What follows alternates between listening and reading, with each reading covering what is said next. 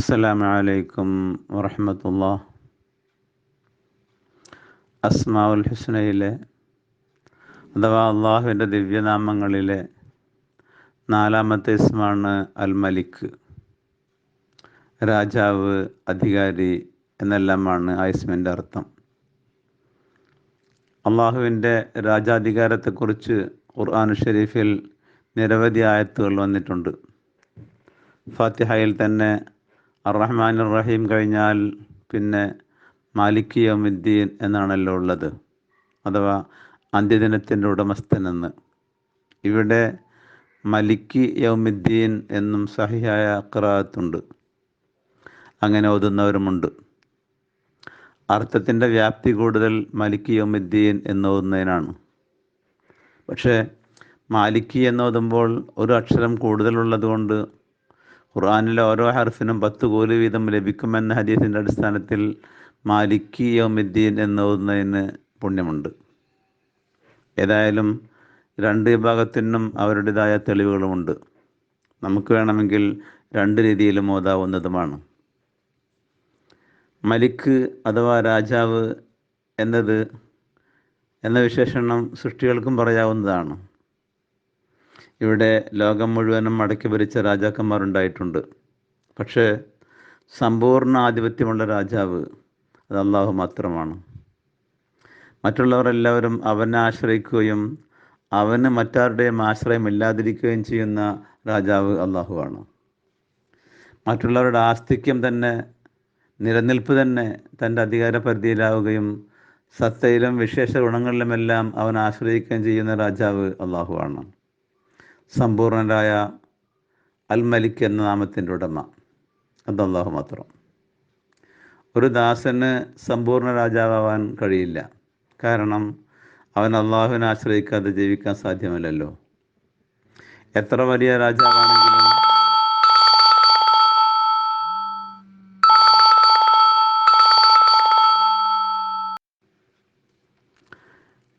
വലിയ രാജാവാണെങ്കിലും ലോകം മുഴുവൻ അധീനപ്പെടുത്തിയവനാണെങ്കിലും അവൻ്റെ സ്വന്തം ശരീരത്തിൽ പോലും അവന് സമ്പൂർണ്ണ അധികാരമില്ല. അവൻ്റെ ആയുസ് നിയന്ത്രിക്കാനോ നാളെ അവൻ എന്തെല്ലാമാണ് സംഭവിക്കുക എന്ന് തിരിച്ചറിയാനോ അവൻ്റെ ആന്തരിക അവയവങ്ങളെ നിയന്ത്രിക്കാനോ എന്തിനേറെ അവൻ്റെ തലയിലെ മുടി നിരക്കാതിരിക്കാൻ പോലും അവന് അധികാരമില്ല. എല്ലാം സമ്പൂർണ്ണ ആധിപത്യത്തിൻ്റെ ഉടമയായ അള്ളാഹുവിൻ്റെ തീരുമാനങ്ങളും അധികാരങ്ങളും മാത്രം ഇവിടെ സംഭവിക്കുന്നു. എന്നാൽ ദാസന്മാരിൽ അധികാരമുള്ള രാജാക്കന്മാരുണ്ട്. അവർ അള്ളാഹുവിനെ മാത്രം രാജാവായി കാണുകയും അവനെ മാത്രം ആശ്രയിച്ച് ജീവിക്കുകയും അള്ളാഹു അല്ലാത്ത മറ്റൊരു വസ്തുവിനെയും ആശ്രയിക്കാതെ അവനെ മാത്രം അനുസരിച്ച് സ്നേഹിച്ച് അവനെ മാത്രം സ്മരിച്ചുകൊണ്ട് ജീവിക്കുന്ന പുണ്യാത്മാക്കളാണവർ. അതോടൊപ്പം തന്നെ തൻ്റെ ഹൃദയവും ശരീരമാകുന്ന സാമ്രാജ്യത്തെയും കാമക്രോധമോഹങ്ങളാകുന്ന സൈന്യത്തെയും നാവും കണ്ണും കയ്യും കാലുമാകുന്ന പ്രജകളെയും ഭരിച്ച് നിയന്ത്രിച്ച് ജീവിക്കുന്നവരാണവർ.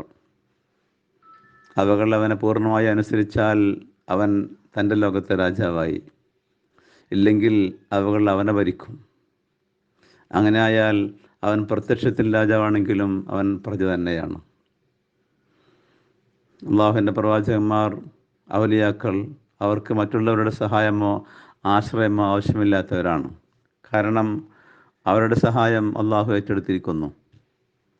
ആന്തരികമായി അവർ മറ്റുള്ളവരെ ആശ്രയിക്കുന്നവരല്ല. അവർക്ക് ദുഃഖമോ ഭയമോ ഇല്ലാത്തവരാണ്. അവർക്ക് മലക്കുകളേക്കാൾ ഉന്നതിയിലെത്താൻ കഴിയുകയും ചെയ്യും. അവർ അള്ളാഹുവിൻ്റെ മാത്രം ദാസന്മാരാണ്. മറ്റു രാജാക്കന്മാരെല്ലാം മറ്റു പലതിൻ്റെയും അടിമകളാണ്.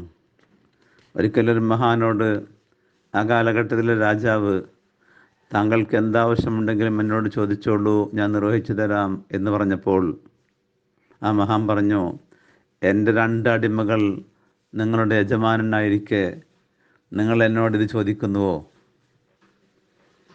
രാജാവ് ചോദിച്ചു, ഏതാണ് ആ 2 അടിമകൾ? മഹാൻ പറഞ്ഞു, 1 അത്യാഗ്രഹം, 2 ദേഹേച്ഛ. ഞാൻ അവയെ കീഴടക്കി അതിജയിച്ചിരിക്കുന്നു, പക്ഷേ നിങ്ങൾ അവയുടെ അടിമയാണിപ്പോഴും. അതുപോലെ ജുനൈദുൽ ബഗ്ദാദി റളിയല്ലാഹു തആല അൻഹുവിന് ഒരു ഭരണാധികാരി ഒരുപാട് സമ്പത്ത് സമ്മാനിച്ചപ്പോൾ അവിടുന്ന് പറഞ്ഞു, ഞാൻ ദരിദ്രന്മാരിൽ നിന്ന് ഒന്നും സ്വീകരിക്കാറില്ല എന്ന്. അയാൾ പറഞ്ഞു, ഞാൻ ദരിദ്രനോ? ഒരിക്കലുമല്ല, ഞാൻ വലിയ സമ്പന്നനാണ്. മഹാൻ ചോദിച്ചു, നിങ്ങൾക്ക് ഇനിയും സമ്പത്തുണ്ടാവാൻ ആഗ്രഹമില്ലേ? അയാൾ പറഞ്ഞു, അതെ ഉണ്ട്. അത് തന്നെയാണ് ഞാൻ പറഞ്ഞത്, നിങ്ങൾ ദരിദ്രനാണെന്ന്. മഹത്തുക്കൾ അവർ സമ്പത്തിൻ്റെ അടിമകളല്ല, അതിനെ മോഹിക്കുന്നവരുമല്ല. അവരാണ് രാജാക്കന്മാർ. അള്ളാഹുവിൻ്റെ അധികാരങ്ങൾ ഈ പ്രപഞ്ചത്തിൽ ഓരോ അണുവിലും നിറഞ്ഞു നിൽക്കുന്നു. നഗ്നനേത്രങ്ങൾ കൊണ്ട് ദർശിക്കാൻ കഴിയാത്ത ചെറിയ അണു മുതൽ വലിയ ആനറാഞ്ചി, പക്ഷി, തിമിംഗലം പോലെയുള്ള ജീവികൾ വരെ അവൻ്റെ അധികാര പരിധിയിലാണ്. അവകൾക്ക് ഒന്നിനും സ്വയം കഴിയാതെ അവയെല്ലാം നിയന്ത്രിക്കുന്നവനാണവൻ. ഈ ലോകത്തെ അധികാരത്തേക്കാൾ ആധിക്യവും സുശക്തവുമായ അധികാരമാണ് നാളെ പരലോകത്ത് നാം അനുഭവിക്കാനിരിക്കുന്നത്. മഹ്ശറയിൽ എല്ലാ മനുഷ്യരെയും ജിന്നുകളെയും കൂട്ടം കൂട്ടമായി സമ്മേളിപ്പിച്ചുകൊണ്ട് ചുറ്റിലും മലക്കുകളും അതിൽ പോലെ നിർത്തിയിട്ട് അള്ളാഹുവിൻ്റെ ഒരു ചോദ്യമുണ്ട്, ലിമനിൽ മുൽക്കുൽ യൗം, ഇന്നത്തെ അധികാരം ആർക്കാനട എന്ന്. 3 വട്ടം ഈ ചോദ്യം ആവർത്തിക്കും. ഒരു ജീവിയും വൃക്ഷമുറിയാടില്ല. അപ്പോൾ അള്ളാഹു തന്നെ പറയും, ലില്ലാഹിൽ വാഹിദിൽ ഖഹാർ, അതെ, ഏകനും സർവാധിപതിയുമായ അള്ളാഹുവിന് മാത്രമാണ് ഇന്നത്തെ അധികാരം. ഓസർ സൂറത്തിലെ 16-ാമത്തെ ആയത്തിൽ അള്ളാഹു ഇത് പറയുന്നുണ്ട്.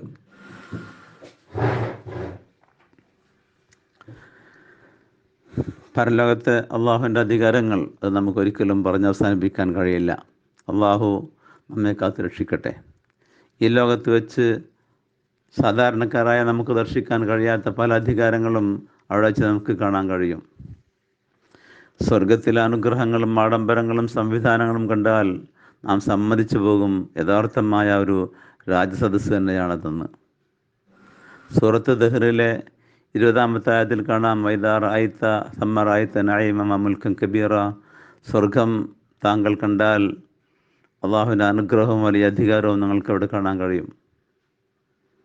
അതേപോലെ അതികഠിനമായ ശിക്ഷയുടെ ഭവനമായ നരകവും അവിടുത്തെ അള്ളാഹുവിൻ്റെ അധികാരങ്ങളും വിവിധങ്ങളായ ശിക്ഷകളുടെ വകുപ്പുകളും എല്ലാം നമുക്കറിയാവുന്നതാണ്. അവസാനം എല്ലാ ശുപാർശകരുടെ ശുപാർശയും കഴിഞ്ഞ് നരകത്തിലുള്ളവർ നരകത്തിലും സ്വർഗത്തിലുള്ളവർ സ്വർഗത്തിലും കഴിയുന്ന സന്ദർഭത്തിലാണ് അവസാനം അള്ളാഹുവിൻ്റെ അധികാരത്തിലായി ഒരുപാട് ജനങ്ങളെ അവൻ നരകത്തിൽ നിന്ന് മോചിപ്പിക്കുന്നത്. അത് വല്ലാത്തൊരു അധികാരം തന്നെയാണ്. ഈ ലോകത്ത് വെച്ച് അള്ളാഹു അധികാരം നൽകുന്നവരും അധികാരം മോരിയെടുക്കുന്നവരുമുണ്ട്. ചിലർക്ക് ആത്മീയമായ അധികാരം കൊടുക്കുമ്പോൾ മറ്റു ചിലർക്ക് ഭൗതികമായ അധികാരം കൊടുക്കുന്നു. ചിലരിൽ നിന്ന് അധികാരം മോരിയെടുക്കുകയും ചെയ്യുന്നു. എല്ലാം രാജാതിരാജനായ അള്ളാഹുവിൻ്റെ അധികാരം തന്നെ. ആല ഇമ്രാൻ സൂറത്തിലെ 26-ാമത്തെ ആയത്തിൽ അള്ളാഹു പറയുന്നുണ്ട്, ഖുലില്ലാഹുമ്മ മാലിക്കൽ മുൽക്ക് തൂത്തിൽ മുൽക്ക് മൻ തശാ വതൻസിഉൽ മുൽക്ക് മിമ്മൻ തശാ. നബിയെ, താങ്കൾ പറയുക, എല്ലാ അധികാരങ്ങളുടെയും അധിപനായ അള്ളാഹുവെ, നീ ഉദ്ദേശിച്ചവർക്ക് നീ അധികാരം നൽകുന്നു, നീ ഉദ്ദേശിച്ചവരിൽ നിന്ന് നീ അധികാരം മോരെടുക്കുകയും ചെയ്യുന്നു.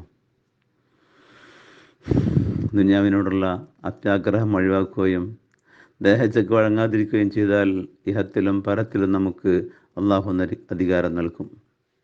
അതിന് അള്ളാഹു തൗഫീഖ് നൽകട്ടെ എന്ന പ്രാർത്ഥനയോടെ തൽക്കാലം നിർത്തുന്നു. വാഖിറു ദഅവാനാ അൽഹംദുലില്ലാഹി റബ്ബിൽ ആലമീൻ.